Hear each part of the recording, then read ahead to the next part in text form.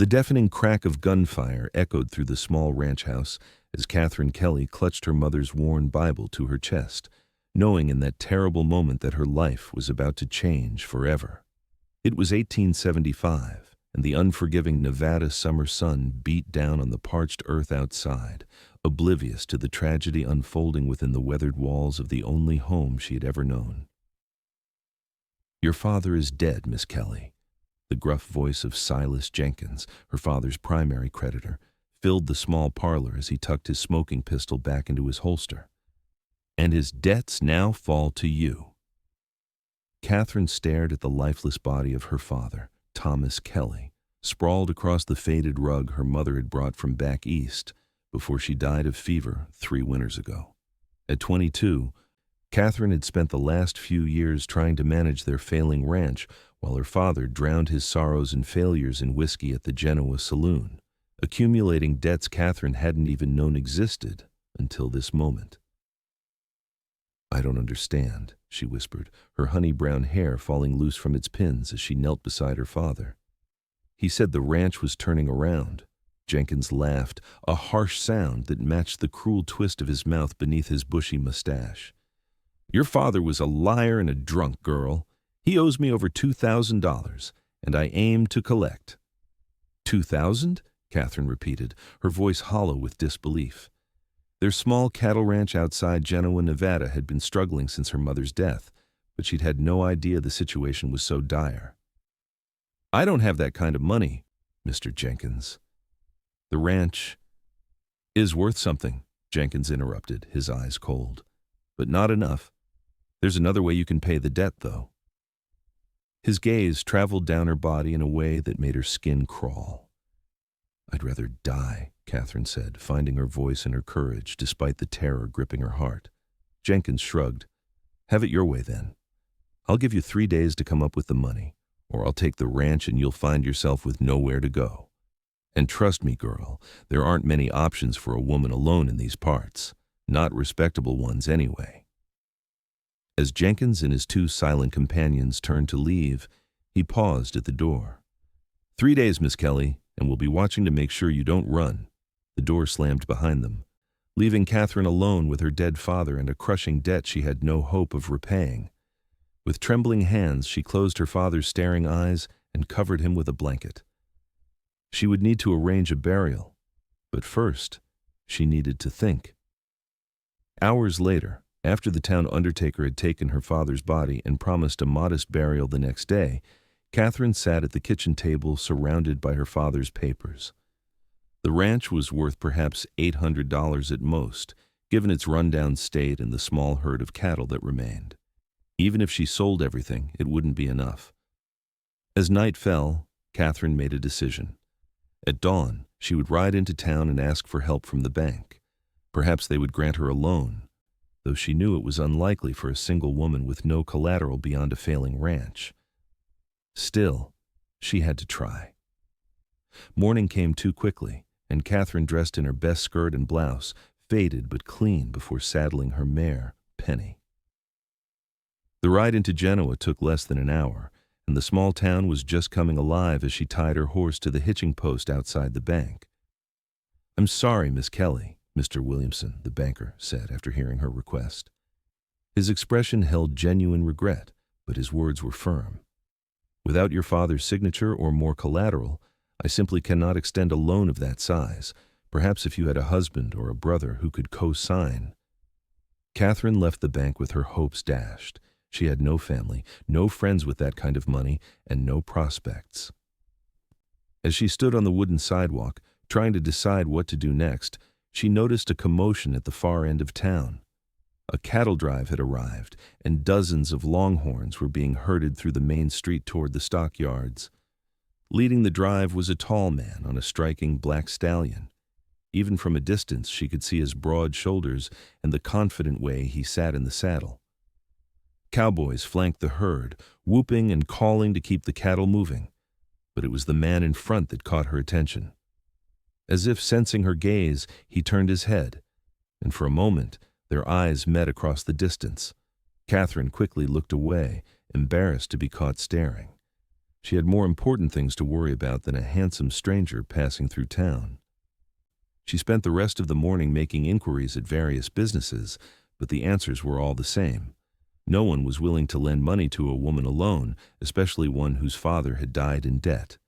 By midday, desperation was beginning to set in. Katherine was leaving the general store when she literally collided with a solid wall of a man. Strong hands caught her arms, steadying her before she could fall. "Whoa there, madam," a deep voice said. "Are you all right?" She looked up into the most striking blue eyes she had ever seen, set in a tanned face beneath a wide-brimmed hat. It was the cowboy from the cattle drive. "Yes, thank you," she said, stepping back from his touch. "I wasn't watching where I was going." "Neither was I," he admitted with a smile that transformed his serious face. "I was admiring the town. It's been a while since I've been in Genoa." "You've been here before?" she asked, momentarily forgetting her troubles. "Passed through a few times. Name's Rhett Russell." He tipped his hat to her. "Just brought a herd in from Wyoming." "Katherine Kelly," she replied automatically, then hesitated. "I should go. I have matters to attend to." Rhett studied her face, his expression shifting to concern. "You look like you're carrying the weight of the world, Miss Kelly. Is there anything I can help with?" For one wild moment, Katherine considered telling the stranger her problems, but pride and caution won out. "No, thank you, Mr. Russell. My troubles are my own to solve." She turned to leave, but his voice stopped her. "Everyone needs help sometimes, Miss Kelly, even the strongest among us." Katherine paused, looking back at him. "Not the kind of help I need, I'm afraid, unless you happen to have $2,000 you'd like to part with." She tried to smile as if making a joke, but the strain showed. Rhett's expression grew serious. "That's a considerable sum.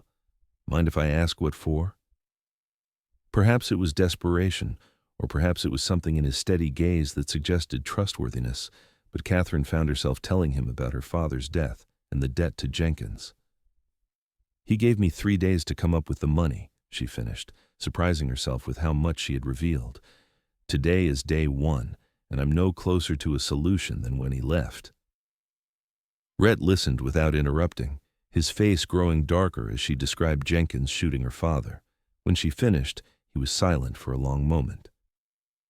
"I know Silas Jenkins by reputation," he finally said. "He's not a man to cross, but he's also not a man who deals fairly. Your father's debt might not be what Jenkins claims."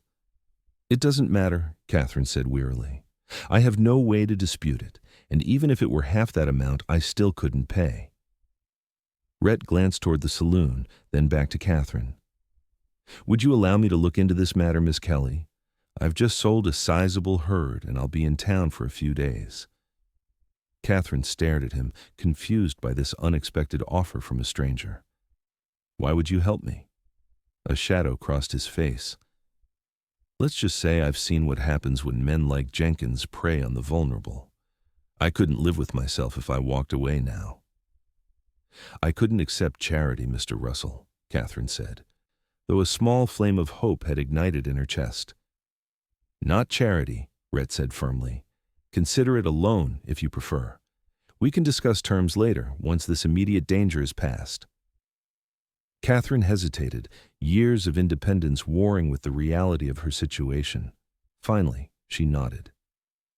"Very well, Mr. Russell. I accept your help, though I don't know how I'll ever repay you." "First things first," Rhett said. "Do you have a safe place to stay tonight? Jenkins and his men might return before the 3 days are up." The thought hadn't occurred to Katherine, and fear flickered across her face. "The ranch is all I have." "I thought as much." Rhett considered for a moment. "The widow Carson runs a respectable boarding house on the edge of town. I'll arrange a room for you there tonight, and tomorrow we'll deal with Jenkins." "I can't leave my home undefended," Katherine protested. "2 of my men will keep watch over your property," Rhett assured her. "They're loyal cowboys who've been with me for years. Your ranch will be safe." That evening, Katherine found herself in a small but clean room at Mrs. Carson's boarding house, her few hastily packed belongings at her feet. Rhett had paid for the room in advance, despite her protests, and had ridden out with 2 of his men to check on her ranch. She sat on the edge of the narrow bed, wondering how her life had changed so drastically in just 24 hours. Her father was dead, her home threatened, and her future in the hands of a stranger who had no reason to help her beyond basic human decency. It was not a comfortable position for a woman who had prided herself on self-sufficiency. A soft knock at her door startled her. Opening it cautiously, she found Rhett standing in the hallway, hat in hand. "May I have a word, Miss Kelly?" he asked. She nodded, stepping back to allow him into the small room, but leaving the door open for propriety's sake. "Your ranch is secure for now," he said. "My men, Jake and Charlie, are keeping watch. They'll rotate shifts with 2 others from my crew." "Thank you," Katherine said, genuinely grateful. "But Mr. Russell, I must ask again, why are you doing this?" Rhett looked down at his hat, turning it slowly in his hands before meeting her eyes. "When I was 16, my mother faced a similar situation after my father died. A man claimed my father owed him money, threatened to take our farm. We had nowhere to turn." His jaw tightened. "My mother did what she thought she had to do, married the man to save our home." Understanding dawned on Katherine. "It didn't go well?" "He was cruel," Rhett said simply. "She died 2 years later, worked to death and broken in spirit. I left home the day we buried her and haven't stopped moving since." "I'm so sorry," Katherine whispered. Rhett shook his head. "It was a long time ago. But when I saw you today, heard your story, I couldn't walk away. Not this time." The vulnerability in his admission touched Katherine deeply. "Thank you for telling me. And for your help. I've arranged to meet with Jenkins tomorrow," Rhett continued, his tone becoming businesslike again. "I believe I can negotiate a settlement." "He's dangerous," Katherine warned.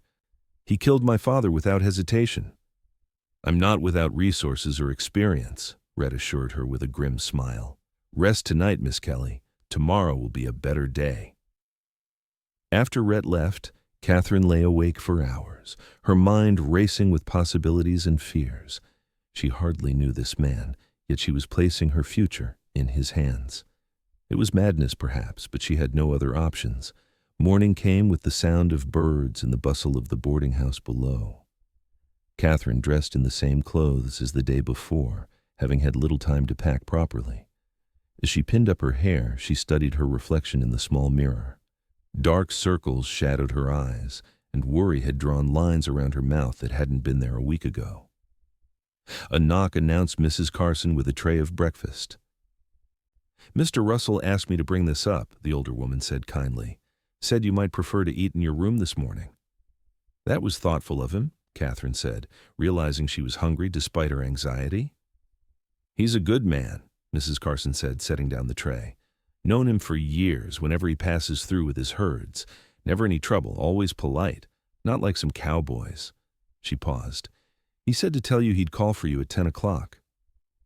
At precisely 10, Rhett arrived, dressed in clean clothes, his dark hair still damp from washing. He wore a gun belt, Katherine noticed, the revolver riding low on his right hip. "Are you ready, Miss Kelly?"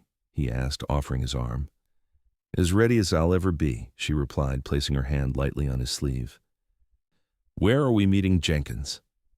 "The sheriff's office," Rhett said as they walked down the boardwalk. "I thought it best to have the law present, even if Sheriff Morgan isn't the most effective lawman I've ever met." The Genoa Sheriff's Office was a small building near the center of town. Inside, Sheriff Morgan sat behind his desk, looking uncomfortable. Silas Jenkins and one of his men were already there, standing against the far wall. Jenkins' eyes narrowed when he saw Katherine enter with Rhett. "Well, well," he drawled. "Found yourself a protector, have you, Miss Kelly? It won't change what you owe." "That's what we're here to discuss," Rhett said calmly, positioning himself slightly in front of Katherine. "I understand you claim Thomas Kelly owed you $2,000. "Not a claim, mister." "Fact. Jenkins patted his vest pocket. Got the papers right here." "I'd like to see those papers," Rhett said. Jenkins smirked but pulled out a folded document and handed it to the sheriff, who passed it to Rhett. Katherine watched as Rhett studied it carefully. "This shows a loan of $500, Rhett said, looking up. "With interest at 30% over 2 years, That would be $800 total, not $2,000. Jenkins's face darkened. There were additional loans and penalties for late payment. Interesting, Rhett said mildly. Do you have documentation for those additional loans? Don't need 'em, Jenkins snarled. Kelly knew what he owed. Sheriff Morgan shifted uncomfortably. Mr. Jenkins, without proper papers.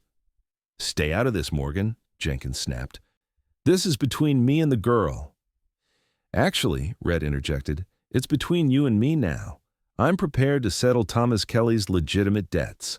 He emphasized the word legitimate while looking directly at Jenkins. Jenkins studied Rhett, seeming to take his measure. And who might you be? Rhett Russell. I run cattle from Wyoming to California, just sold a herd to the Wilson operation outside Carson City. Recognition flickered in Jenkins's eyes. Rhett Russell had a reputation that extended beyond Genoa, it seemed. $800 then, Jenkins said after a moment, his tone grudging. $500, Rhett countered. The original loan. The interest was usurious and not legally enforceable. $700, Jenkins shot back. $600, Rhett said firmly. Final offer, Jenkins. Take it or take your chances with a territorial judge when I contest the entire debt. A tense silence filled the small office. Katherine held her breath, watching the interplay between the two men. Finally, Jenkins nodded curtly. $600, cash. I'll have it within the hour, Rhett said, and we'll want a signed receipt indicating the debt is paid in full. Fine, Jenkins spat, clearly unhappy but unwilling to push further. An hour later, the transaction was complete. Jenkins pocketed the money Rhett counted out on the sheriff's desk, signed a receipt acknowledging payment in full of Thomas Kelly's debt, and stormed out with his man close behind. That's that, then, Sheriff Morgan said, visibly relieved. Miss Kelly, you're free and clear. Thank you, Sheriff, Katherine said. Still somewhat dazed by how quickly the situation had been resolved, she turned to Rhett as they stepped outside. Mr. Russell, I don't know how to thank you. No thanks needed, he said, guiding her back toward the boarding house. I'm just glad it's settled without bloodshed. Jenkins isn't the type to back down easily. I have to repay you, Katherine insisted. $600 is a fortune. The ranch is yours, Rhett interrupted. I didn't do this to take your home, Miss Kelly. Katherine, she said softly, after what you've done, I think you can call me Katherine. Rhett smiled, the expression warming his blue eyes. Katherine, then. And you must call me Rhett. They walked in silence for a moment before Katherine spoke again. I still don't know how I'll repay you. The ranch barely produces enough to sustain itself. Rhett seemed to be considering something as they reached the boarding house steps. I have a proposition, he said finally, but I'd like to discuss it over dinner if you're amenable. Mrs. Carson serves a fine meal. Of course, Katherine agreed, intrigued and a little apprehensive. I owe you that much at least.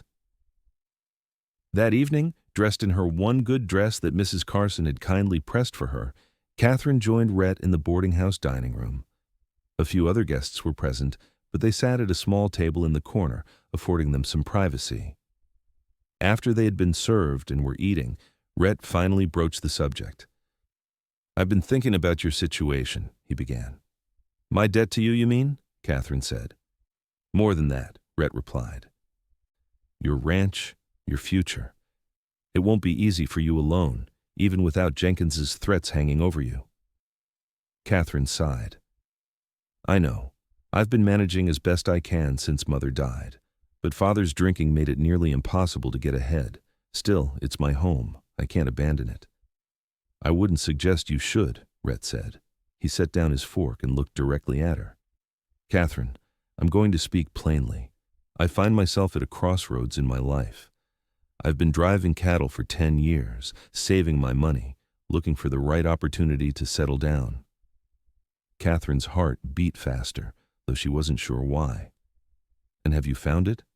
Your opportunity? Perhaps, Rhett said. Your ranch has good water, decent grazing land from what I saw. With proper management and some investment, it could be profitable again. Are you offering to buy it? Katherine asked, trying to keep the disappointment from her voice. No, Rhett said. I'm offering to marry you. Katherine nearly choked on her water. I beg your pardon? Rhett continued calmly, though she noticed a flush creeping up his neck. It would be a practical arrangement. You need help with the ranch and protection from men like Jenkins. I need land to start my own operation instead of working for others. Together, we could build something worthwhile. A marriage of convenience, Katherine said slowly, between complete strangers. We're not complete strangers, Rhett pointed out. We've shared more honest conversation in 2 days than some married couples do in years. But yes, it would begin as a practical arrangement. His eyes softened. Though I would hope in time it might become more. Katherine stared at him, trying to process his unexpected proposal.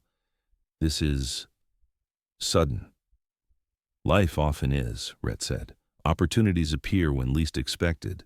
The question is whether we're brave enough to seize them. You don't love me, Katherine said. You don't even know me. I know enough, Rhett replied steadily. I know you're strong, proud, and determined. I know you love your ranch enough to fight for it. I know you have integrity and courage. He paused. Love can grow, Katherine, given time and respect. I'm offering both. Katherine looked down at her plate, mind racing. Part of her wanted to reject his proposal outright. It seemed so cold, so calculated. Yet another part recognized the practical wisdom in it. Alone, she would struggle to keep the ranch going. With Rhett's help, it might thrive again. I need time to think, she finally said. Of course, Rhett agreed immediately. Take all the time you need. My men will continue to watch over your property until you decide. Thank you, Katherine said, meeting his gaze again. For everything, regardless of what I decide. There's one more thing, Rhett added. If your answer is no, the debt is forgiven. I won't hold that over you to force your hand. This has to be your choice, freely made. His integrity touched her deeply. Many men would have used the debt as leverage, but Rhett was offering her a clean choice, with dignity intact. The next morning, Katherine rode back to her ranch, escorted by Rhett and one of his cowboys. The familiar sight of the weathered buildings and rolling pastureland brought both comfort and uncertainty. This was her home, the place where she had grown up, where her mother and now her father were buried in the small family plot on the hill. But it was also a place of struggle and increasingly bitter memories. Her father's drinking, her mother's early death, the gradual decline of their fortunes. Could she really make a go of it alone? And if not, was marrying a man she barely knew the answer? Rhett left her at the ranch house with 2 of his men still standing guard at a discreet distance. I'll return tomorrow for your answer, he said. Whatever you decide, Katherine, I wish you happiness. Alone in the house, Katherine walked from room to room, touching familiar objects, remembering. In her parents' bedroom, she opened her mother's cedar chest and removed a worn journal, reading entries from happier times when her parents had first come to Nevada with dreams of building a prosperous ranch. By evening, she had made her decision. Rhett arrived the next day, as promised, riding up to the house alone. Katherine met him on the porch, having spent the morning putting the house in order and thinking through what she would say. Good morning, Katherine, Rhett said, removing his hat as he dismounted. You look well. I feel better, she admitted. Being home, having time to think clearly, it's helped. Rhett nodded, waiting patiently for her to continue. Katherine took a deep breath. I've thought about your proposal, Rhett. It's practical, sensible even. But marriage should be more than a business arrangement. Disappointment flickered across his face, but he nodded again. I understand. As I said, the debt is forgiven. I wish you well with the ranch. You didn't let me finish, Katherine said, a small smile touching her lips. I was going to say that marriage should be more than a business arrangement, but it needs to start somewhere. And mutual respect is a solid foundation. Hope replaced disappointment in Rhett's eyes. Does that mean? Yes, Katherine said simply. I accept your proposal with one condition. Name it, Rhett said. "We give ourselves time," Katherine said. "Time to know each other better before we marry, a proper courtship, even if abbreviated." Relief and happiness transformed Rhett's face. "That seems more than reasonable. How much time did you have in mind?" 1 month, Katherine suggested. "You said your business here is concluded. Could you remain in Genoa that long?" "I can," Rhett confirmed. "I'll arrange accommodations in town." "And after the month?" Katherine asked. "If we're both still willing, we marry," Rhett said. "I'll begin investing in the ranch, bring in some of my cattle to start building a herd, make repairs to the buildings. We'll work together to make this place profitable again." Katherine nodded, satisfied with the plan. "Then we have an agreement, Mr. Russell." Rhett smiled, his blue eyes crinkling at the corners. "Indeed we do, Miss Kelly." The next 4 weeks passed in a whirlwind of activity and discovery. True to his word, Rhett took rooms at the hotel in town but rode out to the ranch nearly every day. Together, they assessed the property, made plans for improvements, and began the work of clearing overgrown pastures and repairing broken fences. Katherine learned that Rhett was 30 years old, the son of a Pennsylvania farmer who had headed west after the Civil War. He had fought briefly at the end of the war, though he spoke little of that time. After his mother's death, he had worked his way west, eventually finding employment with a cattle operation in Wyoming before striking out on his own as a trail boss. Rhett, in turn, discovered that Katherine had been educated at a girls' school in Sacramento before her mother's illness had called her home at 18. She was well-read, with a quick mind for figures and a natural affinity for animals. Her father's decline into alcoholism had forced her to take on increasing responsibility for the ranch, teaching her resilience and practicality. They worked side by side during the days, Rhett teaching Katherine about cattle management while she shared her knowledge of the local land and conditions. In the evenings, sometimes they would sit on the porch, talking as the sun set over the Sierra Nevada mountains. Gradually, respect deepened into friendship, and friendship began to blossom into something more. Katherine found herself looking forward to Rhett's arrival each morning, missing him when he returned to town each evening. Rhett, for his part, seemed to linger longer as the days passed, finding reasons to stay until the last possible moment. 2 weeks into their agreement, they rode to a high meadow on the property, a place Katherine had loved as a child but hadn't visited in years. Wildflowers bloomed across the grassy expanse, and a clear stream cut through one corner. "This is beautiful," Rhett said as they dismounted to let their horses drink. "Prime grazing land, too." "Mother used to bring me here for picnics," Katherine said, smiling at the memory. "She said it was her favorite place in all of Nevada." "I can see why," Rhett replied, looking not at the meadow but at Katherine, her face animated with happy memories. Katherine caught his gaze and blushed slightly. "What? You're beautiful when you smile," Rhett said simply. "You should do it more often." The compliment, delivered without artifice, warmed her. "I haven't had much reason to smile these past few years." "I hope to change that," Rhett said, stepping closer. "Katherine, I know we agreed to a month, but I find myself growing impatient." Katherine's heart quickened. "Impatient?" "To start our life together," Rhett clarified. "These past weeks have confirmed what I suspected from the beginning. We suit each other well." "Yes," Katherine admitted. "We do." Rhett reached out, taking her hand in his. "I won't rush you if you still need time, but I wanted you to know that what began as a practical proposal has become much more to me." Katherine looked up at him, seeing the sincerity in his blue eyes. On impulse, she rose on tiptoe and pressed a gentle kiss to his cheek. "It has become more for me, too." Rhett's free hand came up to touch her cheek, his calloused fingers surprisingly gentle. "May I?" he asked softly. Katherine nodded, and Rhett lowered his head to kiss her properly. It was a tender kiss, restrained but filled with promise. When they parted, both were slightly breathless. "Perhaps 2 weeks is enough of a courtship," Katherine suggested, a new boldness in her voice. Rhett laughed, the sound echoing across the meadow. "Perhaps it is." They were married the following Sunday in the small church in Genoa, with Mrs. Carson and Sheriff Morgan as witnesses. Katherine wore her mother's wedding dress, carefully altered, and carried wildflowers from the meadow. Rhett wore a new suit, his usually wind-blown hair tamed for the occasion. The ceremony was brief but meaningful, both bride and groom speaking their vows with clear conviction. Afterward, Mrs. Carson hosted a small reception at her boarding house where several townspeople came to wish the newlyweds well.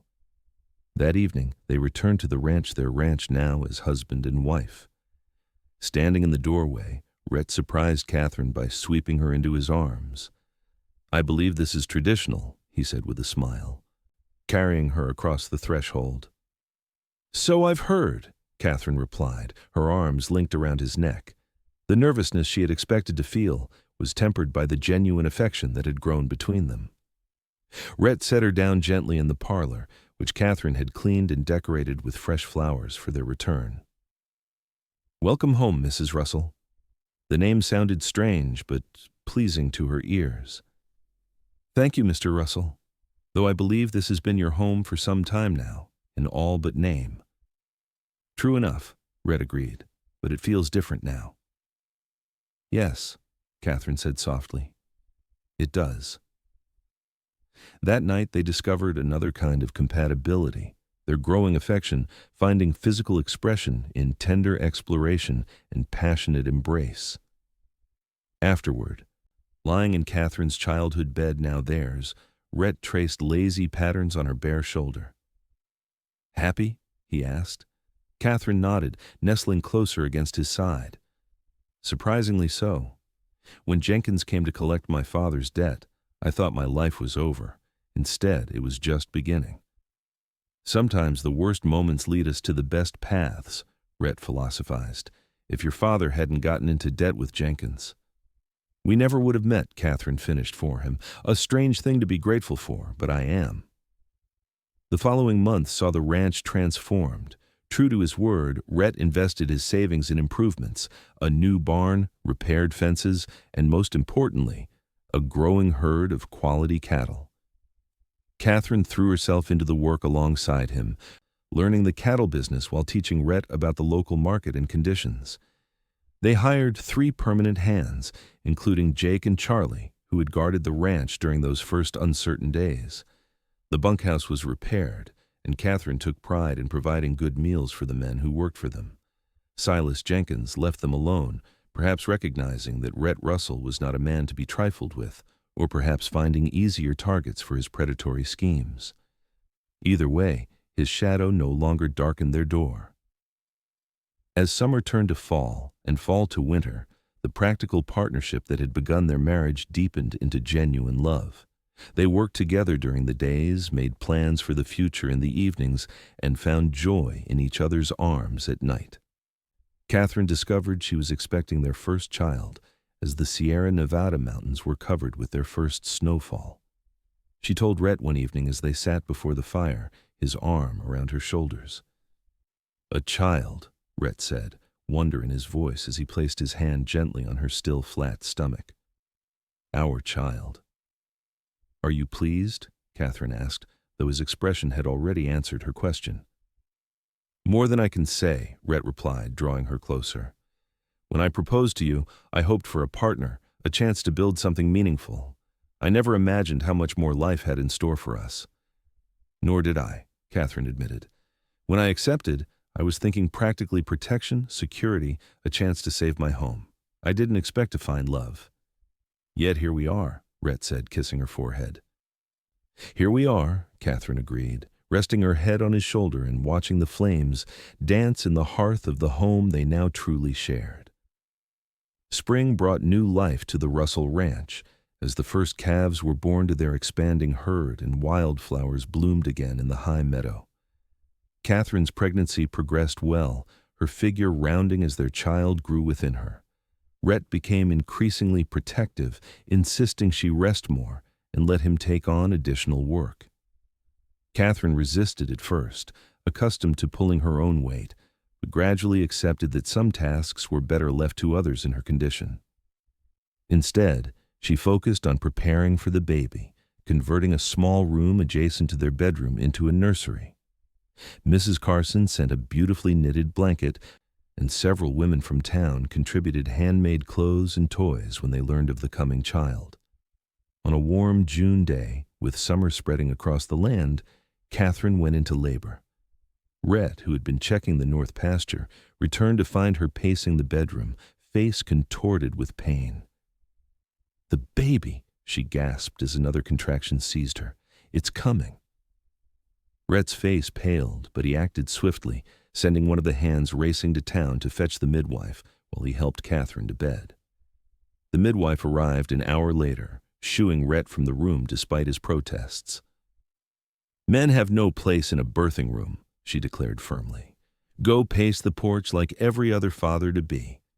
And pace he did, wearing a path in the wooden boards as Katherine's cries occasionally reached his ears.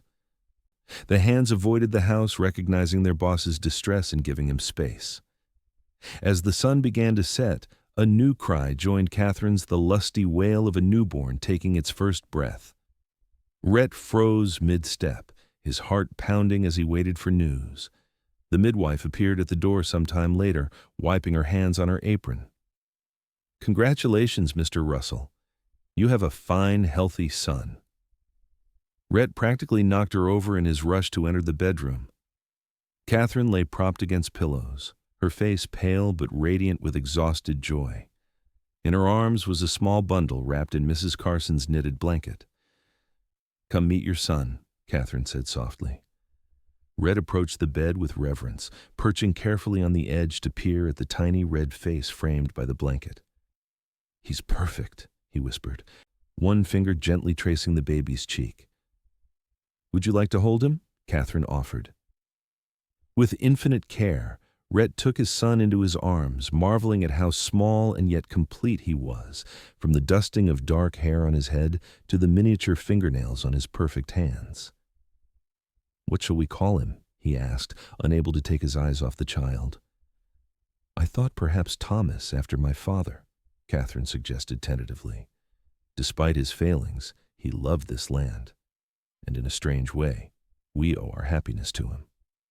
Rhett nodded slowly. "Thomas Russell. A good name." He looked up at Katherine, his eyes shining with unshed tears. "Thank you. For our son, for loving me, for everything." "Thank you for saving me," Katherine replied, reaching for his hand. "For seeing possibility where I saw only despair." "We saved each other," Rhett corrected gently, shifting to sit beside her on the bed, their son cradled between them. "And now we have even more to live for." As the years passed, the Russell Ranch prospered under their joint stewardship. Their herd grew, as did their reputation for fair dealing and quality stock. The original buildings were gradually replaced with more substantial structures, though Katherine insisted that the original ranch house be maintained and expanded rather than torn down. "It's where our story began," she explained to Rhett, "where you asked me to marry you, where we spent our first night as husband and wife, where Thomas was born." Rhett understood and agreed, adding rooms to accommodate their growing family rather than starting anew. Thomas was joined by a sister, Rebecca, 2 years later, and another brother, William, 2 years after that. Katherine sometimes marveled at how drastically her life had changed from that terrible day when Silas Jenkins had killed her father and demanded she pay his debts. What had seemed like the end of everything had been merely the closing of one chapter and the beginning of another, better one. Rhett, too, found himself reflecting on the strange twists of fate that had brought them together. Had he arrived in Genoa a day later, had he not literally bumped into Katherine outside the general store, had he decided to mind his own business instead of offering help? So many small decisions that had led to his greatest happiness. On their 10th anniversary, Rhett surprised Katherine with a picnic in the high meadow, now a traditional family spot, but on this day, reserved for just the two of them. Their children were being watched by Mrs. Carson, who had become like a grandmother to them despite having no blood relation. "Do you remember the first time we came here together?" Rhett asked as they spread a blanket beneath the same oak tree that had sheltered them a decade earlier. "Of course," Katherine replied, arranging their lunch on the blanket. "It was the first time you kissed me." It was the moment I knew for certain I was falling in love with you, Rhett admitted, taking her hand. At 40, he was still handsome, his dark hair now lightly streaked with silver at the temples, his face weathered from years of working outdoors. Not before, Katherine teased. She had retained her own beauty, though 3 children and ranch work had added character to her face and figure. I was attracted from the first, Rhett clarified, and intrigued by your courage. But that day, seeing you smile in this meadow, remembering your mother, that's when I knew. Katherine leaned over to kiss him, a gesture that had become as natural as breathing over the years, yet still held its magic. I love you, Rhett Russell. More now than I did then, which I wouldn't have thought possible. And I love you, Katherine Russell, he replied, pulling her closer, for saving my wandering soul and giving me a home, a family, a purpose. As they sat together in the meadow where they had first acknowledged their growing feelings, the Russell Ranch spread out below them, prosperous and thriving. Their children were healthy and happy, their future secure. What had begun as a desperate bargain between strangers had blossomed into a love story neither could have imagined that fateful day in Genoa. Sometimes, Katherine reflected, the most beautiful journeys begin at the darkest moments. Her father's death and debts had seemed like the end of everything. Instead, they had been the beginning of a life richer than she had ever dared to dream. 30 years after Rhett Russell had paid Katherine Kelly's debt and asked for her hand, they still lived on the ranch outside Genoa, though much had changed. The modest property had expanded into one of the most successful cattle operations in the territory, now the state of Nevada. Their children were grown, with Thomas taking an increasingly active role in running the ranch alongside his father, Rebecca married to a doctor in Carson City, and William studying law in San Francisco. Rhett, his hair now fully silver but his back still straight at 60, often joked that they had built an empire from a debt and a desperate proposal. Katherine, her own honey-brown hair streaked with gray but her eyes as bright as ever, would reply that they had built it with love, hard work, and faith in each other. On quiet evenings, they still sat together on the porch of the old ranch house, watching the sun set behind the mountains, their hands intertwined as they had been for 3 decades. Sometimes they spoke of the future grandchildren they hoped for, improvements still to be made to the ranch, journeys they might take now that their children were independent. But just as often, they remembered the past, a frightened young woman, a debt that seemed unpayable, and the stranger with blue eyes who had changed everything with an act of kindness and a practical proposal that had grown into a love to last a lifetime. And in the high meadow where it all began, wildflowers still bloomed each spring, a living testament to the beauty that can emerge from even the darkest moments, if only we have the courage to reach for it.